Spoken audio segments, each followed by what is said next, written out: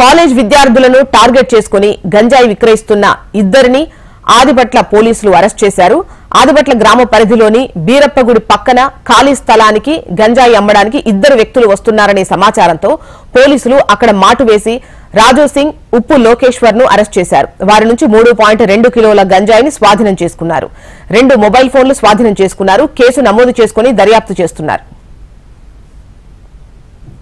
ముందస్తు సమాచారం వచ్చేసి ఇక్కడ గంజాయి అనేది కొంతమంది అమ్మకానికి కొంతమంది కొనడానికి ఇన్ఫర్మేషన్ ఉంది, దాన్ని పట్టుకోగలరు అని చెప్పేసి మా ఎస్ఐ వెంకటేష్ గారికి ఆ ఇన్ఫర్మేషన్ రావడం జరిగింది.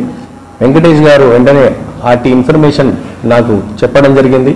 వీటిపై ఎన్డీపీఎస్ నార్కోటిక్స్ సంబంధించిన అన్ని ప్రొసీజర్స్ ఫాలో అయ్యి వెంకటేష్ గారికి, మరి క్లూస్ టీమ్ సిబ్బందికి, మరి ఇతర పంచ్లకు, కన్సర్న్ గెస్టెడ్ ఆఫీసర్లకి వీళ్ళందరికీ ముందస్తు సమాచారం చేరజేసి ఒక రక్కీ నిమిత్తమై ఒక ఆపరేషన్ టీమ్ని పెట్టేసి మేము ముందస్తుగా ఎవరైతే గాంజా అమ్మడానికి మరియు కొనడానికి వస్తున్నారో అట్టి వ్యక్తులపై ఒక నిఘా పెట్టడం జరిగింది.